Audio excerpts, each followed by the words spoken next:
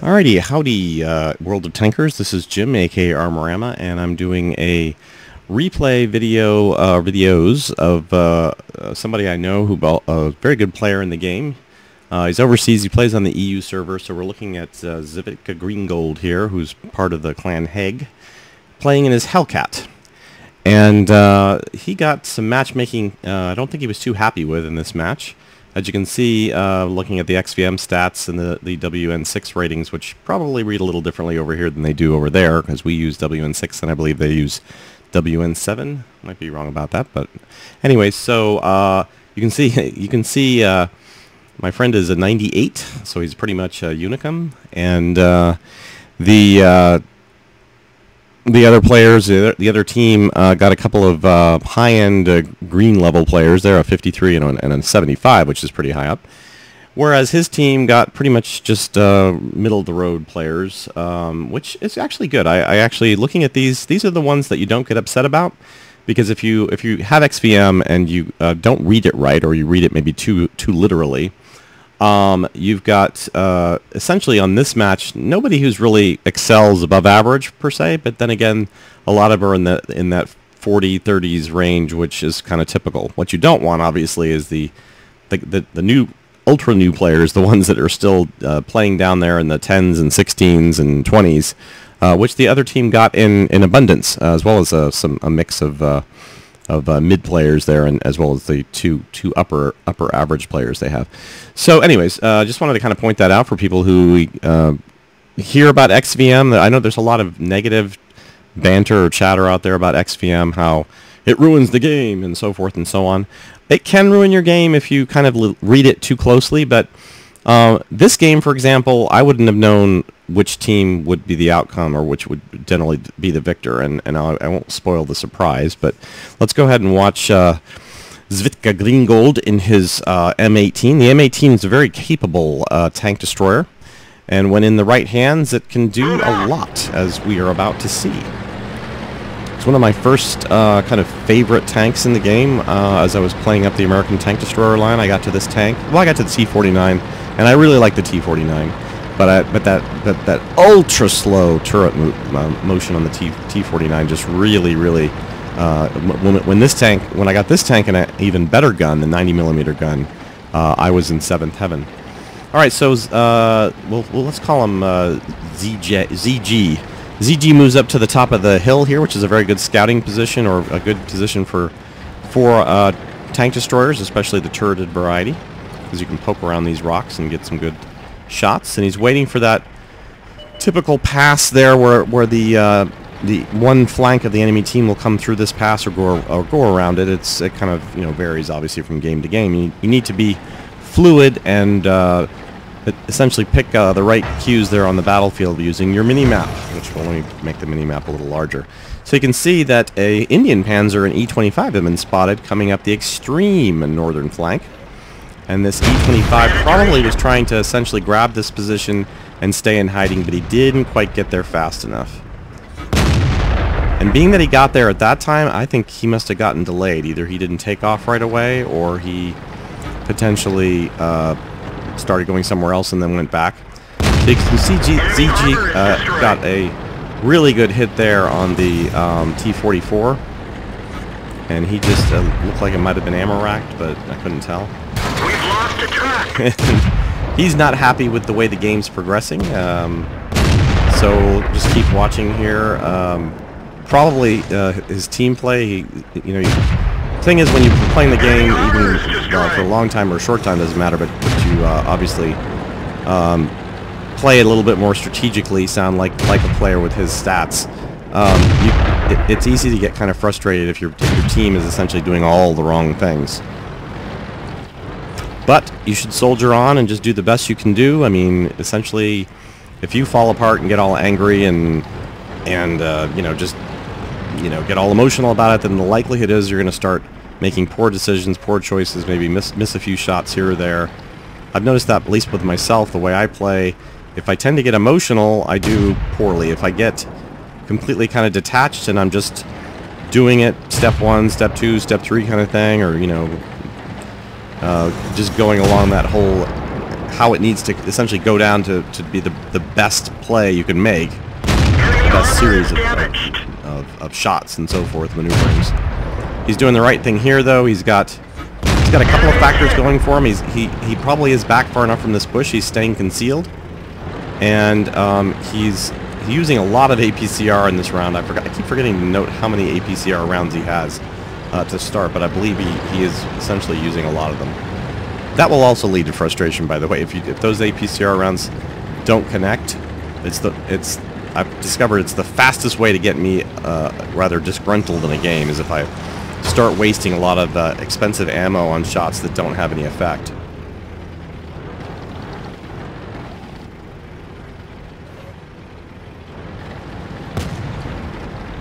A little quiet moment in the narration here. So the Indian Panzer is still hanging out there, mostly undamaged.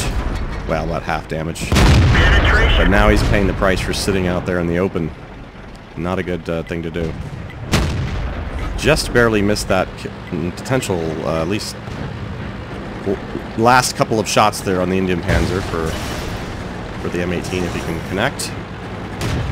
Now, ZG probably sees his team kind of disappearing. He wants to get this IS-2. The IS-2 was one of the better players on the other enemy team. So now that he's been eliminated, that is a good thing.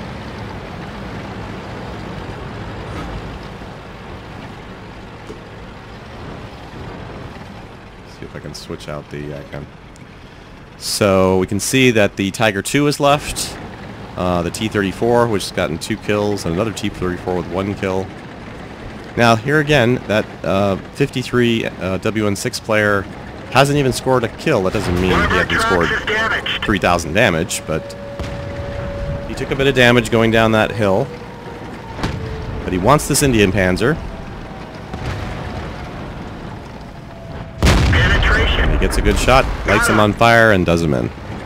Now he's got a T-52/2 and a VK-3601 here. Nice hit on the VK.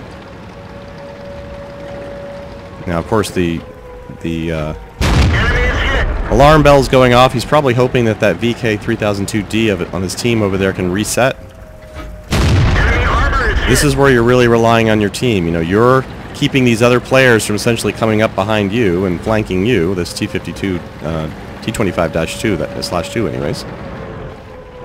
But he knows he's got to do a little more to essentially take the heat off. So now he's found one of these T-34s and he's working on them. You don't want to get hit by a T-34 with that, though.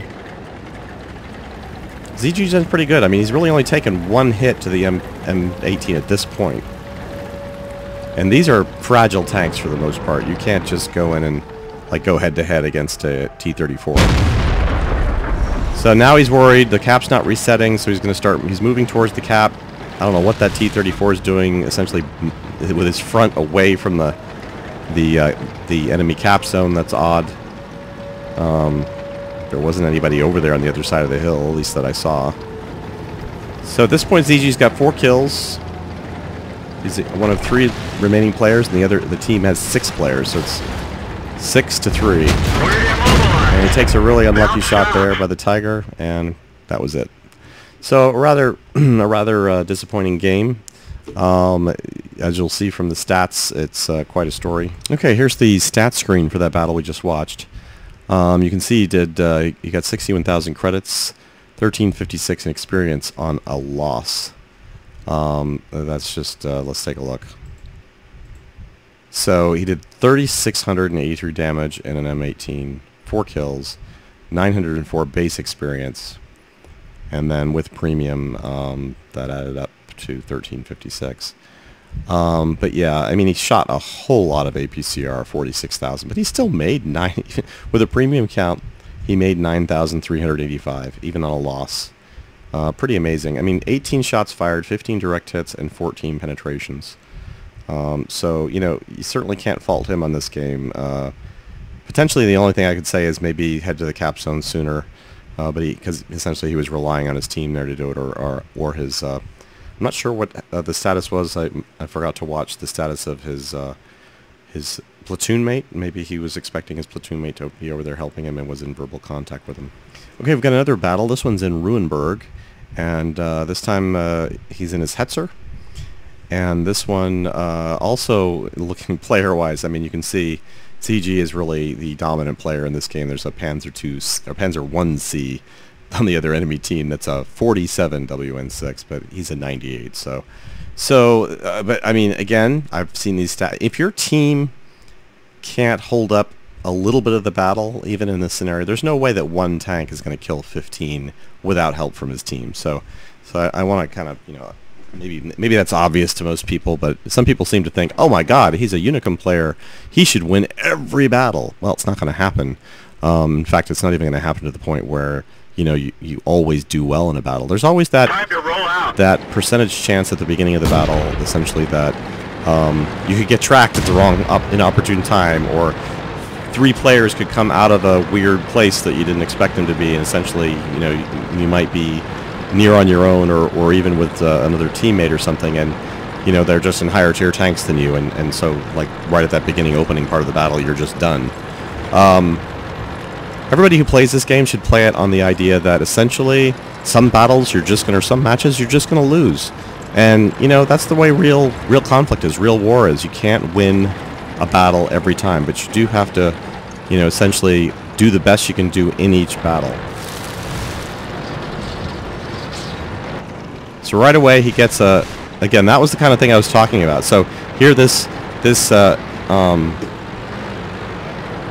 Panzer 1C is probably the player. Yep, that's the better player. So he essentially, here's a ZG taking out the Lee. He gets a nice bounce there. But anyways, what I was going to say was that Panzer 1C just really came close to being knocked out in the first few seconds of the battle. Sure, he would have been cursing himself. Some random Hetzer just shows up and kills me. So now the LTP, which he was going to shoot at, but I guess he didn't have a shot. And he doesn't have a shot on the Matilda either. So he's going to wait. He's hoping probably to Now you notice on that shot, he didn't have an outline of the tank, but he went ahead and fired anyways. And he did get a ricochet. Sometimes that'll happen. I'm not sure the game dynamics, why it happens exactly that you don't get an outline of the tank. But you'll notice the cursor was green. But you just didn't get that red outline on that shot. When you get the green cursor, it could mean one of two things. It can mean either you've got a shot at the tank that you're trying to hit.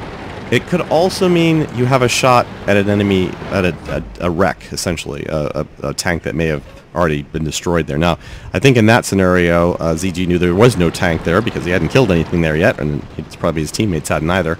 So essentially, that was a good call to go ahead and make that shot. But over range, when you're in trees and things like that, you will sometimes get an indicator on both friendly and enemy wrecks, I believe, that you can fire, but you're not going to hit the tank that might be on the other side of it.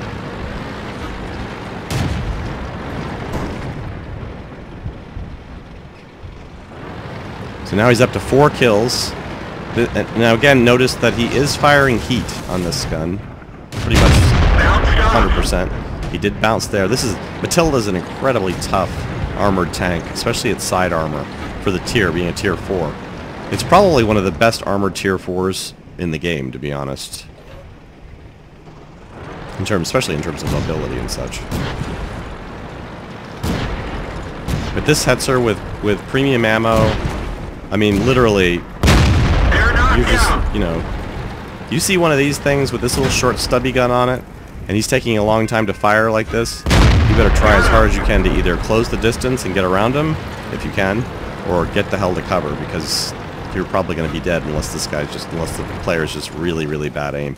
And you'll notice even on these long distance shots, I mean, the reticle goes down pretty low there. So he was able to make even some of these long distance shots and not miss. It used to be, I believe, before the 8.7 patch, that you got more wild shots that went outside the reticle area. And now, since they're mostly falling within, you really will get a lot of hits with guns like this. So he's up to 7 kills now. He's coming up behind another Hetzer, who's thinking, I'm invincible. Oh, never mind.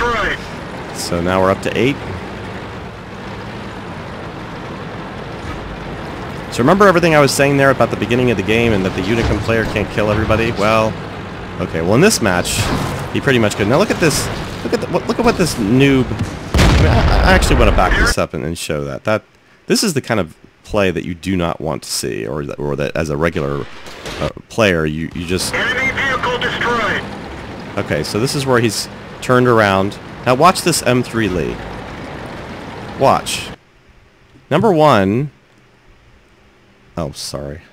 That was a bad call on my part.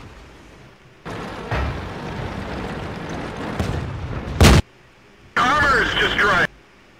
Oh, no, I can't believe I did it again. Alright, well, I'm going to clean all this up.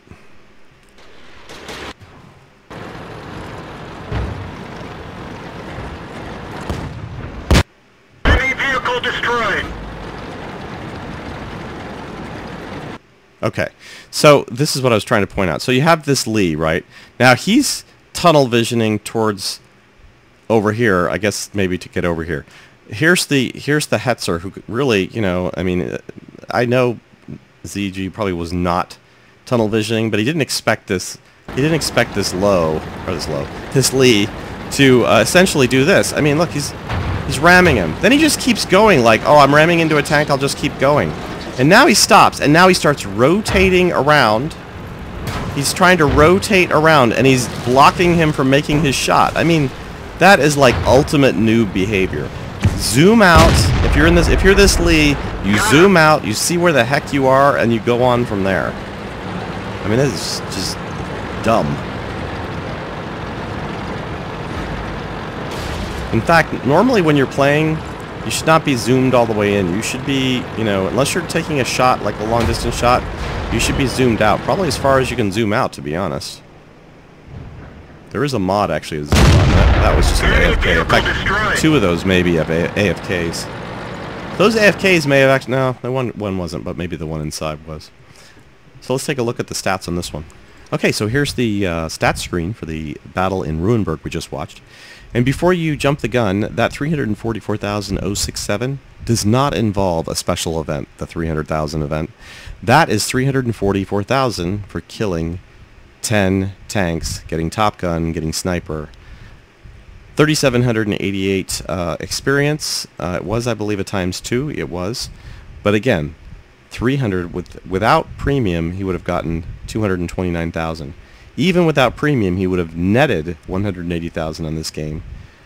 With premium, he got 344,000. He shot an incredible 48,000 in ammo, and with the premium, he netted 295,571. So very, very good job there for ZG, and congratulations. Let's take a look at the individual stats. So again, he did 2,175 total damage, 10 kills, 1263 in base XP. I mean, the nearest player to him on both sides looks like this guy at 987, which is decent. Again, another Hetzer. But, you know, 2,175. Look, I mean, some of these guys just 0, 0, 0. Same thing for the other teams.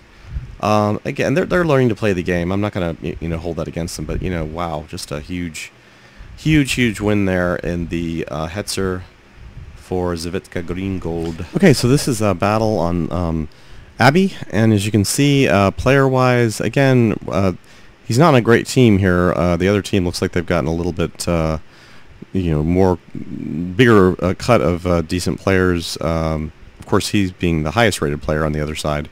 It's going to be a close match either way.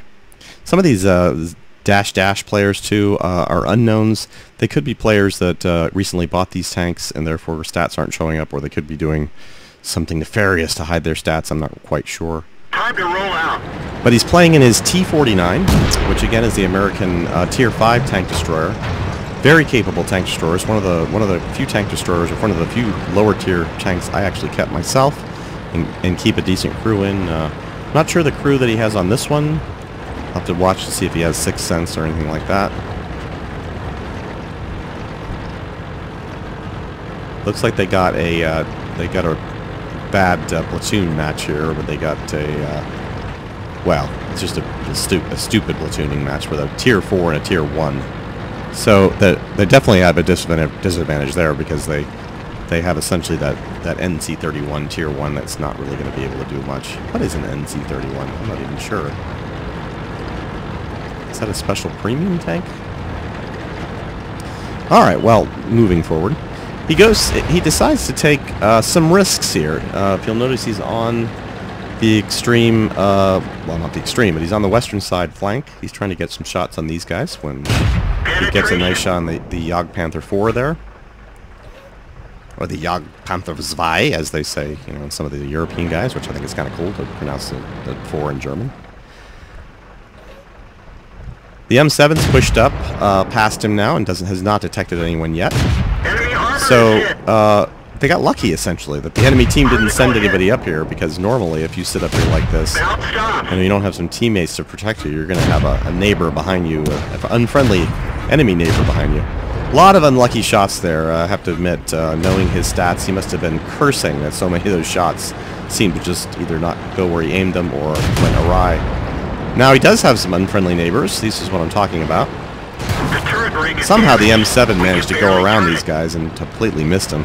He's taken some turret damage, which means on this, he's going to have to repair, because on this slow, which he just did, but on this tank with a slow-moving turret, the last thing you need is an even slower-moving turret.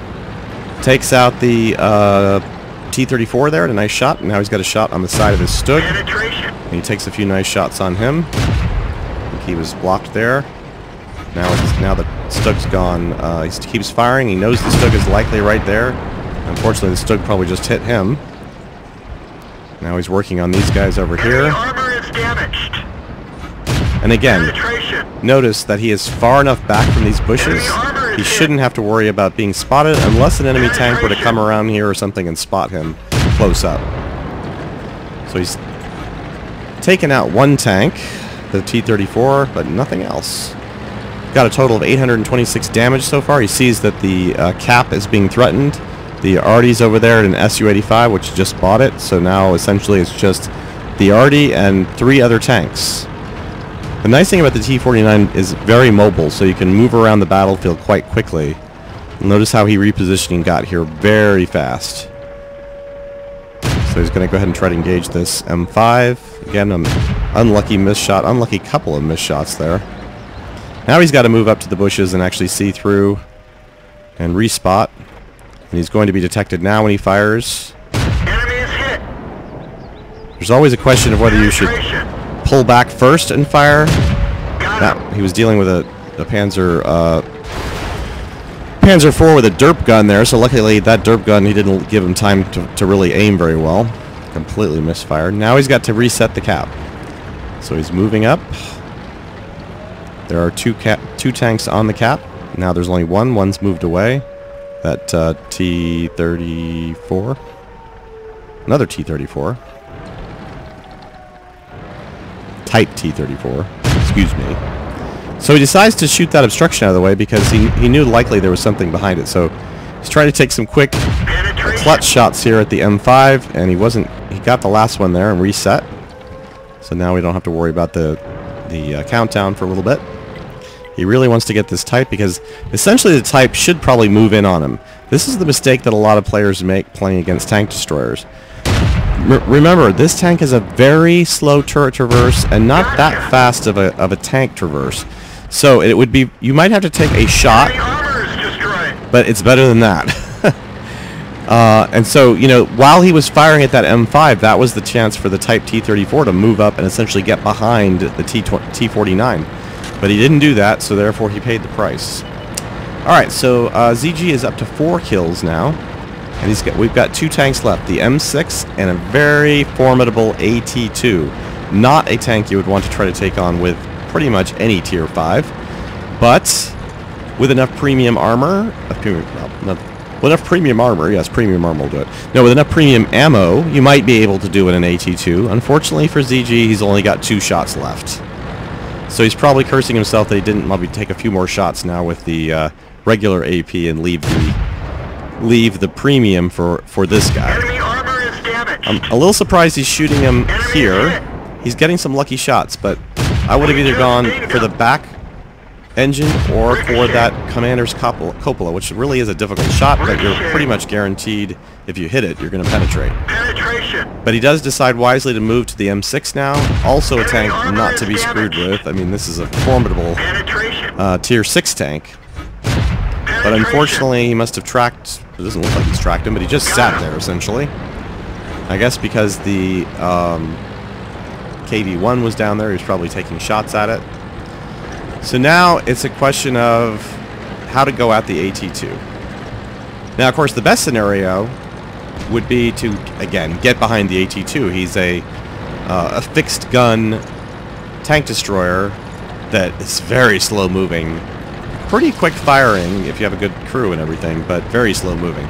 So the best thing for ZG to do in this scenario would probably be, if it was me, I would have detected his positioning and then tried to rush in, fire. I would have fired once to disable maybe the tracks, and then I would have rushed in to try to get immediately behind him.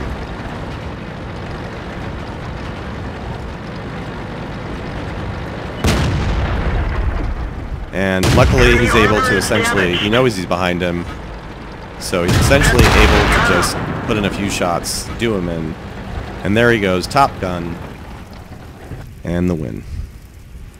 Okay, here's the battle on Abbey results. So 43,207 in credits earned, 2017 in experience.